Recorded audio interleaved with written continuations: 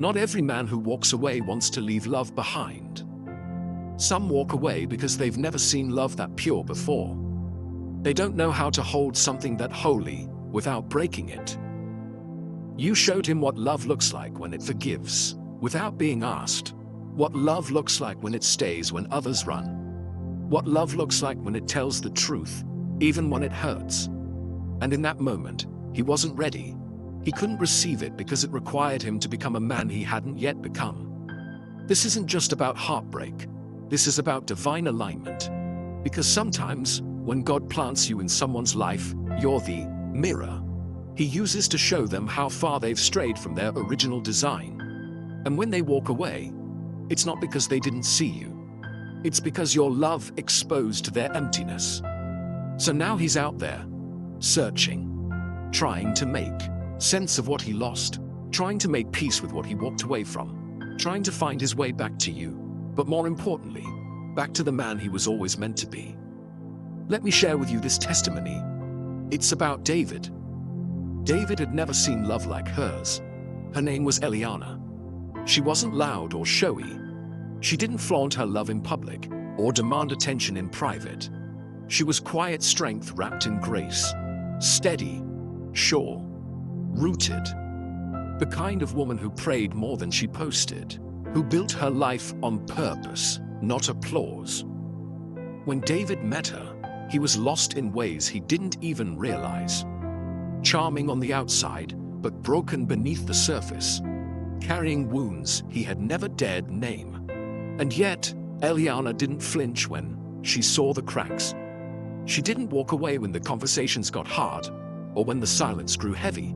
She stood by him when he had no vision, when he was broke, not just in wallet, but in spirit, when all he could offer was uncertainty.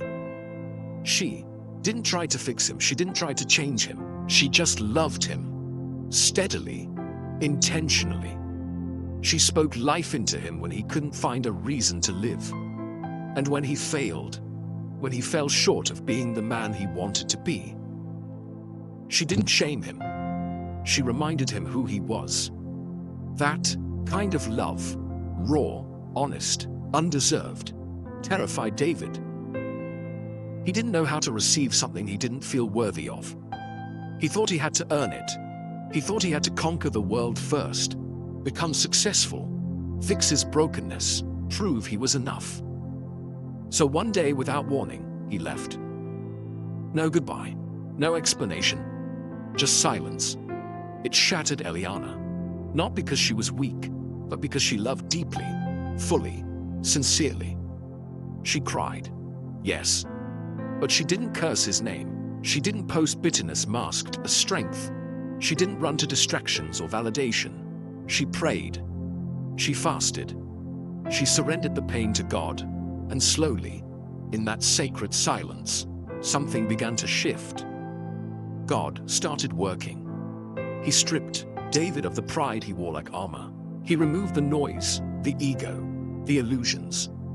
He brought him to a place where he could finally hear again. Not just Eliana's voice echoing in memory, but God's. It took time, months, maybe years. But one night, with trembling hands and a humbled heart, David wrote a letter he never thought he'd write. You loved me like God does. And now I see it. I didn't understand it back then. I didn't deserve it. And I'm not asking for another chance. I just wanted to say thank you. It wasn't just closure. It was awakening. Because sometimes the ones who walk away aren't villains. They're just not ready. And sometimes the ones who are left behind, like Eliana, are divine assignments. Carriers of a love that plants seeds in broken hearts. Seeds that take time to grow. But when they do, they change everything. If this resonates with your story, you are not alone. There are thousands out there who have either loved like Eliana or lost like David.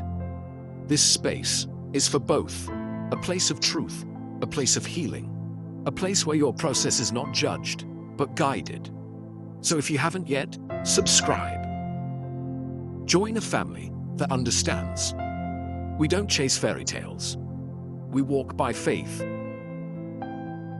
In the next few moments, I'm going to walk you through 3 biblical truths that will help you heal from the loss, understand what God is doing in the silence, and prepare your heart for whatever comes next. Stay with me. You need this. The first thing, why he ran from the love you gave. He wasn't ready to be loved like that. The kind of love you gave wasn't light. It wasn't casual. It wasn't a text at midnight or a momentary thrill to fill a lonely space. It was weighty, sacred. It had substance. It carried accountability, honesty, truth, and healing. And that kind of love can feel like a mirror to someone who's spent their life avoiding their reflection. You didn't just love his potential. You saw his pain. You didn't just cheer for his dreams. You spoke to the parts of him he tried to silence. You weren't obsessed with his image. You were committed to his soul. But that kind of love, pure, holy, unwavering, isn't always received with open arms. Not when a man is still wrapped in shame.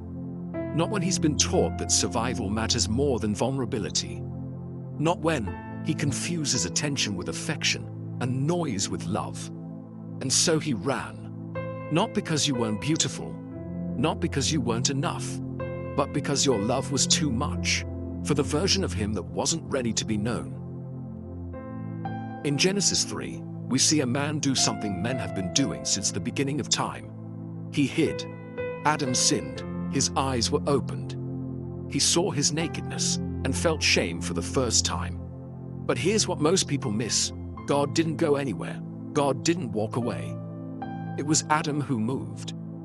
He ran from the presence of the one who still loved him. Why? Because when shame enters the heart, love starts to feel like exposure. And when you've lived long enough behind fig leaves, when you've built an identity around hiding, being seen starts to feel like punishment. That's what your love did to him. It saw him. Not the curated version, not the charming one, not the I'm okay mask.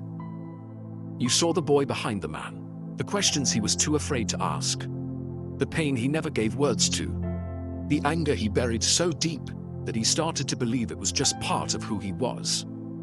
You didn't shame him. You didn't control him. You didn't try to fix him. You just loved him, and that terrified him. Because deep down, he believed love had to be earned, that if someone really knew him, they'd walk away. So he tested you, pushed you, maybe even hurt you, not because he hated you, but because he hated himself. He left, not because your love was lacking, but because it was too honest, too reflective, too deep for a heart still healing in shallow waters.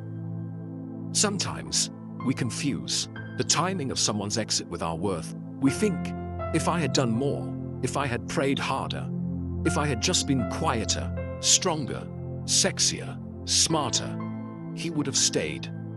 But no, beloved, his leaving wasn't a sign of your deficiency. It was a sign of his discomfort with the version of love that refused to let him hide anymore. You didn't scare him with drama.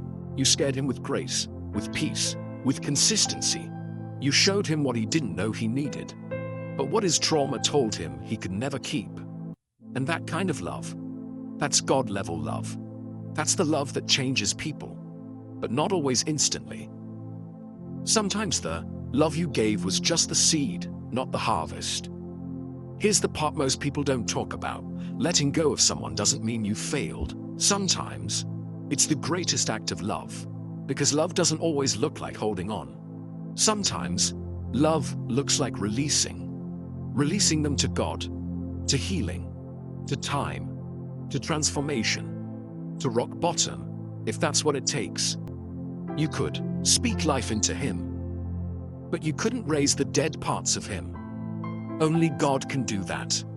You could love him, but you couldn't heal him. You could walk with him, but you couldn't carry him through the process of becoming. That's what makes you powerful. You didn't make your love conditional, but you also didn't make your identity dependent on his response. You gave love freely, fully, faithfully. And when it was time, you let go. Not because you stopped loving him, but because you knew love without boundaries is just self-destruction dressed in devotion. So where is he now? Maybe he's still hiding, still running, still wrestling with the echo of your voice in his memory. Maybe he started the long road of healing. Maybe he's heard God whispering your name to him in the silence. Or maybe, just maybe, he's coming to the realization that the love he ran from was the love he was always praying for. Because here's the truth: God doesn't waste love. He doesn't ignore the seeds you sowed in someone's life. Your prayers, they're still echoing in heaven. Your tears, they're still counted by God. Your pain, it was never pointless. Sometimes your love is a chapter in someone's redemption story. A reminder of what's possible. A glimpse of what God is like. And even if you never see the fruit, heaven does. Here's what you need to remember. You were never too much. You were never not enough. You are exactly what God called you to be in that moment. A vessel of mercy, of patience, of wisdom, of truth. You are a mirror to him, reflecting both who he was and who he could become. And that can be terrifying to someone who's never looked beyond their wounds. So he ran. But that doesn't mean he'll run forever. Because love, real love, has a funny way of finding its way back. Let this be your peace. You didn't fail because he left. You succeeded in loving well. You succeeded in breaking the cycle, in refusing to be another woman who enables emotional immaturity, in choosing to heal instead of hurt, in walking away with your dignity, even when your heart was shattered. You could have turned bitter. You could have clapped back. You could have exposed him. But you chose something higher. You chose healing. You chose hope. You chose God. And that kind of choice, that's legacy work. So whether he comes back or not, you haven't lost, you've grown, you've matured, you've expanded your capacity to love, and that is never a waste. Maybe you were the seed planter. Maybe you were the waterer. Maybe someone else will see the fruit of what you nurtured. But know this: he didn't run from rejection. He ran from redemption because he wasn't ready yet. And the most freeing thing you can ever say is, I still love who I was when I loved him. I still believe in love, even if he didn't stay. And I trust that what I gave will return to me, pressed down, shaken together, and running over.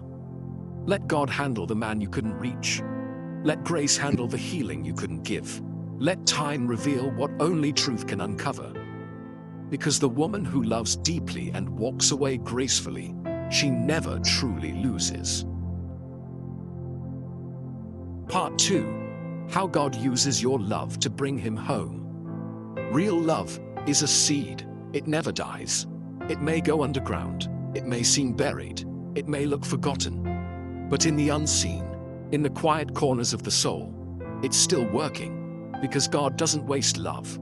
The kind of love you gave, the kind that was rooted in God, covered in patience, wrapped in truth. It's not lost.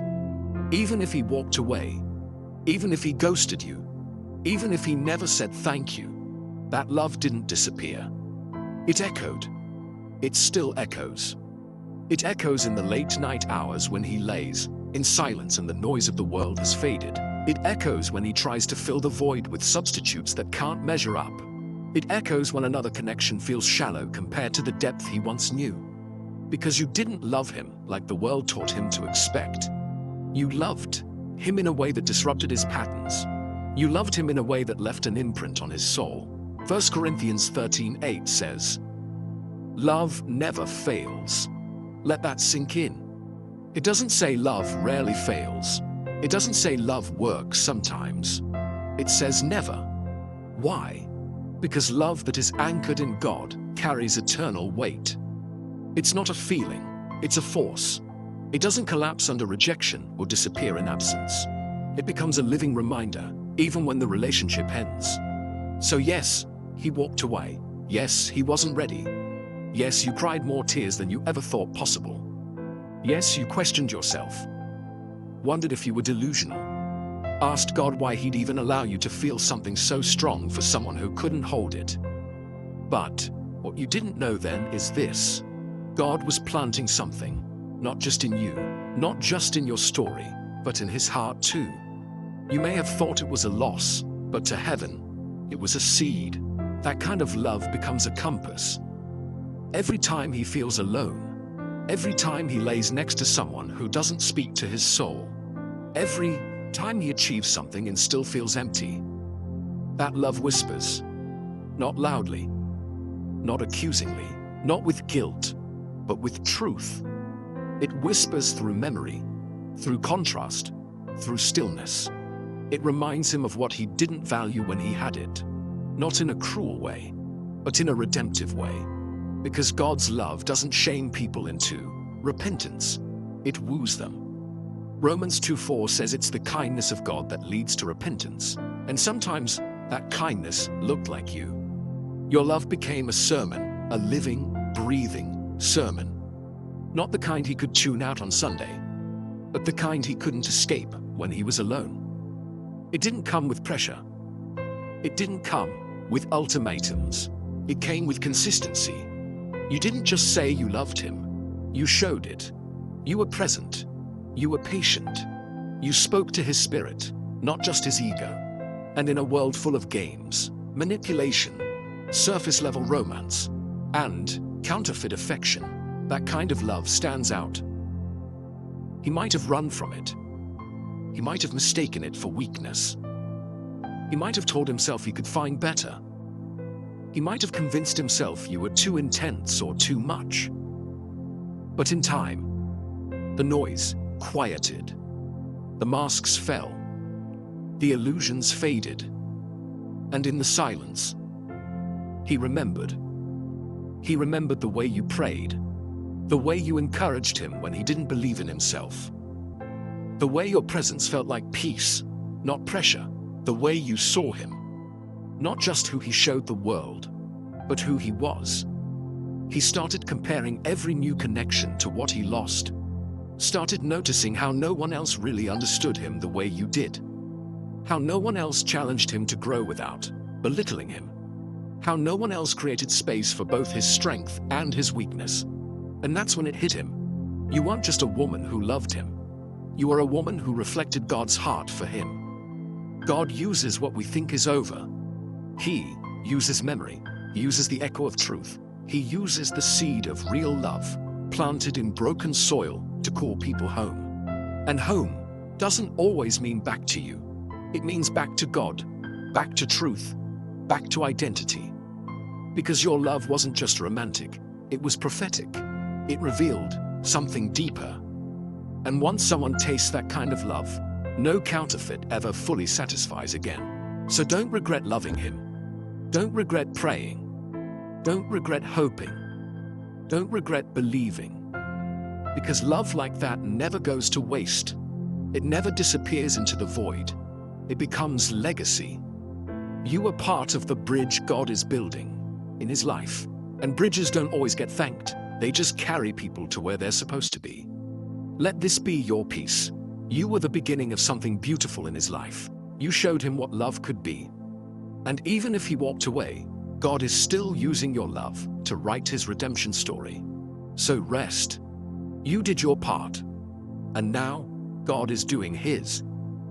If one day he returns, not out of desperation, but out of transformation, you'll know it wasn't because you chased him.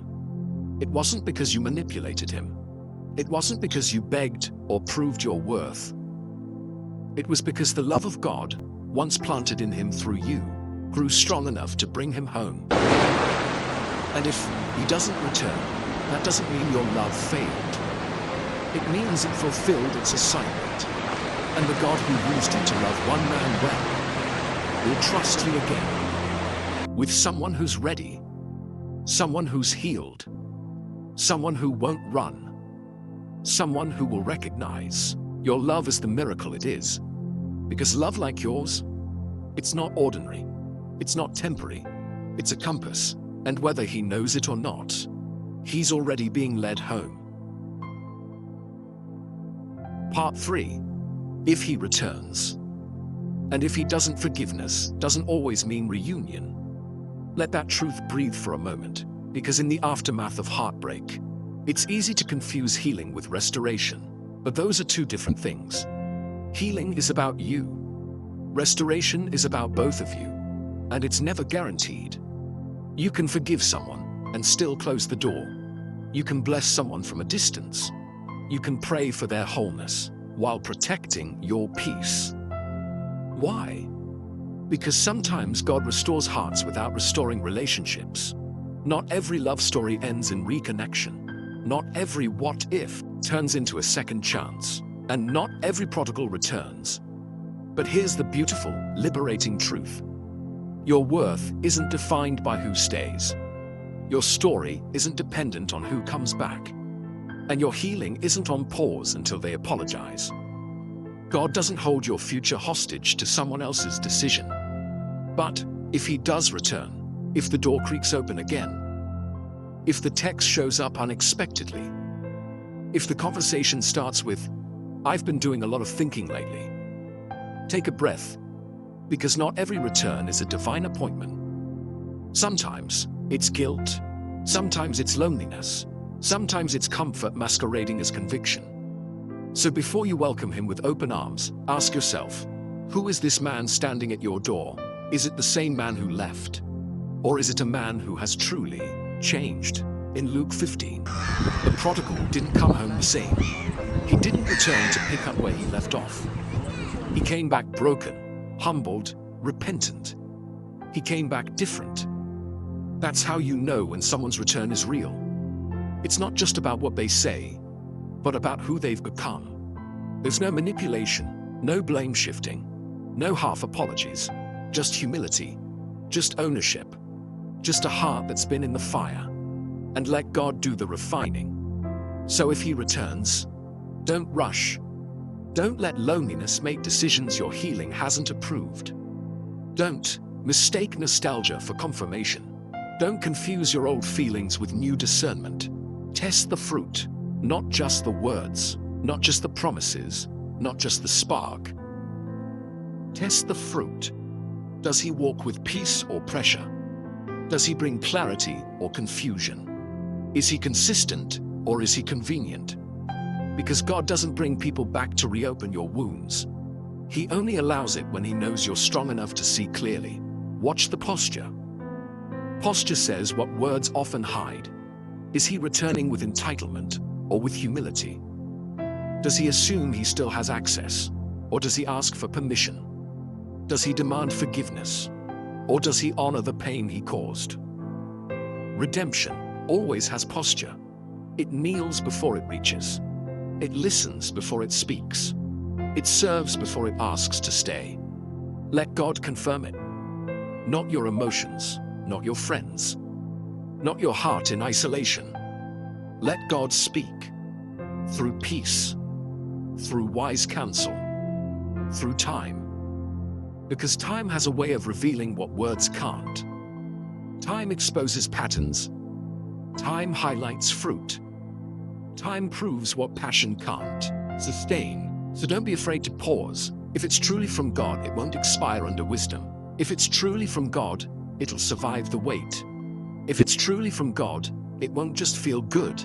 It'll bear good fruit. And if he doesn't return, if the chapter stays closed, if the silence becomes permanent, if the apology never arrives, take heart.